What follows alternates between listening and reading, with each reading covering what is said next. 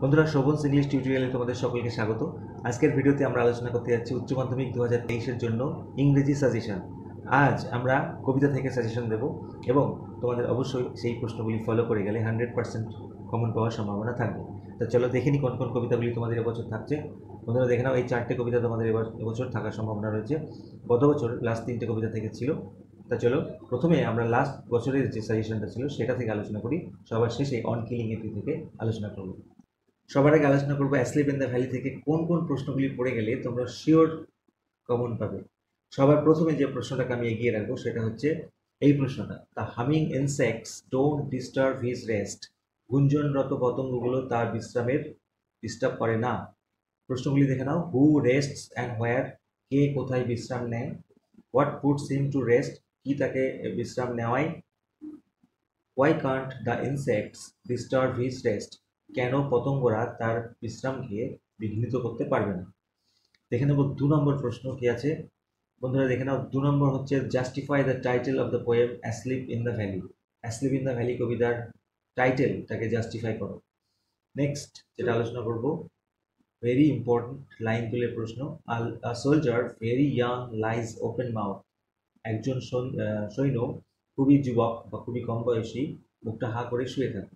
প্রশ্নগুলি কী কী থাকছে। Who is the soldier, refer to here, এখানে কোন সোলজারের কথা বলা হয়েছে। Narrate in your own words, নিজের ভাষায় বর্ণনা করো how the soldier lies in the valley, সোলজারটি কীভাবে উপত্যকায় শুয়ে আছে।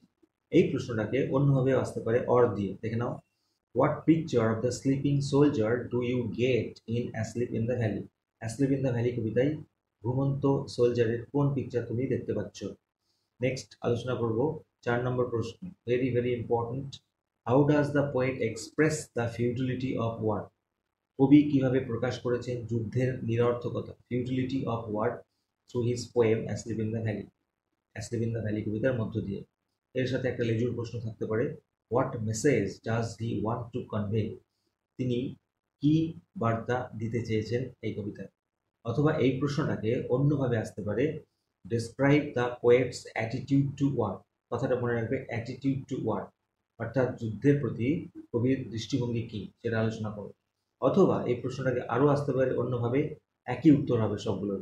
How does the picture of the soldier describe the tragedy of war, যুদ্ধের ট্র্যাজেডিটাকে কিভাবে সোলজারের ছবিটা প্রকাশ করছে বা বর্ণনা করছে সেটা আলোচনা করো। Very important, tragedy of war কথাটা মনে রাখবে। এই কবিতার শেষ প্রশ্নটা আমরা দেখে নেব, give the substance of the poem asleep in the valley. Asleep in the valley কবিতার সাবস্টেন্সটা দাও, অথবা give the central idea of the poem, central আইডিয়াটা কি এই কবিতার।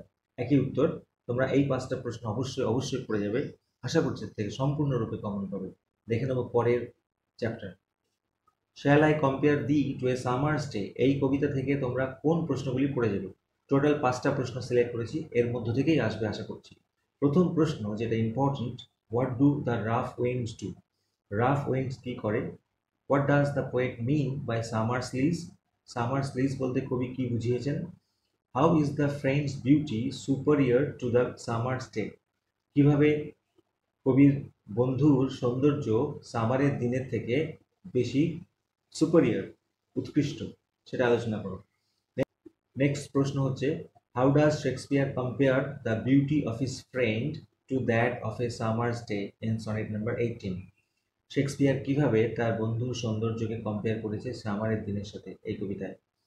3 নম্বর প্রশ্নটি কি আছে দেখে নিই, খুবই important, but thy eternal summer shall not fade, তোমার শাশ্বত গ্রীষ্ম কখনো ফেড হবে না। প্রশ্নগুলি কি কি, whose eternal summer is being refer to here, কার ইটার্নাল সামারের কথা এখানে বলা হয়েছে। What does eternal summer mean, eternal summer বলতে কি বোঝানো হয়েছে। আর একটা হচ্ছে, why shall not thy eternal summer fade, কেন তোমার ইটার্নাল সামার কখনো ফেড হবে না। অথবা এই প্রশ্নটাকে ঘুরিয়ে দিতে পারে, what conclusion does the poet draw at the end of the poem. তাহলে লাইন তুলে প্রশ্ন দিলে এই লাইনটা যদি দেয় এই প্রশ্নগুলি থাকবে। 4 নম্বর প্রশ্ন দেখে নাও, what does the poet mean by eye of heaven, very very important, eye of heaven বলতে কি বোঝানো হয়েছে। Explain the line and every fair from fair sometime declines, এই লাইনটাকে তোমরা ব্যাখ্যা করো। এর সাথে জুড়ে দিতে পারে how does the poet prove that his friend's eternal summer will never decay. কবি কিভাবে প্রমাণ করেছেন যে তার বন্ধুর শাশ্বত গ্রীষ্ম কখনো ডিকে হবে না, ক্ষয়প্রাপ্ত হবে না বা ধ্বংস হবে না। আজকে এই চ্যাপ্টারের শেষ প্রশ্ন, give the substance of the poem shall I compare thee to a summer's day. Shall I compare thee to a summer's day কবিতার সাবস্টেন্সটা লেখ। তাহলে এই প্রশ্ন 5টি করলেই আশা করা যায় এর থেকে সম্পূর্ণরূপে তোমরা কমন পাবে। এবারে দেখে নেব পোয়েট্রি অফ আর্ট থেকে কোন 5টি প্রশ্ন তোমরা পড়ে যাবে এবং কমন পাবে। Number 1, what does Keats mean by poetry of earth. কবি পোয়েট্রি অফ আর্ট বলতে কি বুঝিয়েছেন? Why does he say that the poetry of earth never ceases. কেন কবি বলতে চেয়েছেন যে পোয়েট্রি অফ আর্ট কখনোই থেমে থাকে না? Very important question. দেখে নেব 2 নম্বর কোয়েশ্চেনটা কি আছে।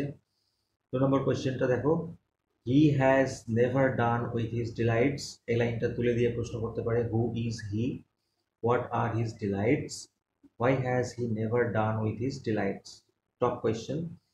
3 নম্বর প্রশ্নটা কি আছে দেখে নেব, what picture of summer is presented in the poetry of earth. এবং এর সাথে আরেকটি প্রশ্ন জুড়ে দিতে পারে, how has it been carried on to the picture of winter. 4 নম্বর প্রশ্ন, justify the title of the poem the poetry of art. বুঝতেই পারছো, জাস্টিফাই দ্য টাইটেল। দেখে নেব 5 নম্বর এবং শেষ প্রশ্নটা কি আছে, হি টেক্স দ্য লিড। সে লিড নেয়। এখানে প্রশ্ন কি আছে, হু টেক্স দ্য লিড, কে লিড নেয়, when does he take the lead, কখন সে লিড নেয়, how does he take the lead, কিভাবে সে লিডটা নেয়।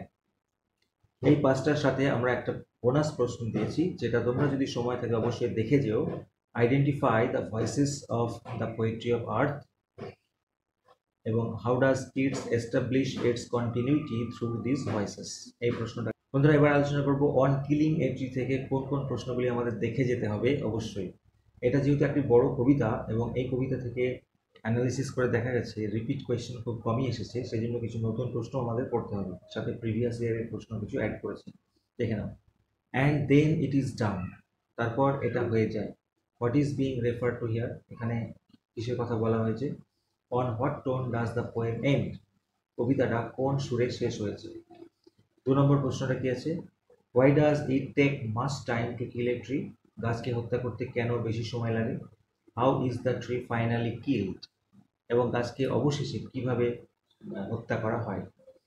Next, justify the title of the poem, কবিতার টাইটেলটাকে জাস্টিফাই করো। 4 number, how does the poet describe the growth of a tree over the years. Very very important, how does the poet describe the growth of a tree over the years, কবি কিভাবে গাছের বৃদ্ধিটিকে বর্ণনা করেছেন।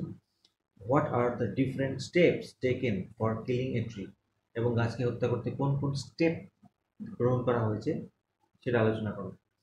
5 নম্বর প্রশ্ন, the source white and wet, উৎস যেটা কিনা হোয়াইট এবং ভেজা, সাদা এবং ভেজা। What does the word source refer to here, এখানে সোর্স বলতে কি বোঝানো হয়েছে। How does the poet describe the root and its function, কিভাবে কবি তার রুটটাকে এবং তার কাজটাকে বর্ণনা করেছে। এটা একটা নতুন প্রশ্ন, আসার খুব সম্ভাবনা আছে। 6 নম্বর প্রশ্ন দেখে নেব, how does the bleeding tree heal itself, রক্তাক্ত গাছ কিভাবে নিজেকে সারিয়ে তোলে। আবারও দেখে নেব এই চ্যাপ্টারের শেষ প্রশ্নটাকে, যেটা অত্যন্ত গুরুত্বপূর্ণ যেহেতু নতুন, কখনো আসেনি।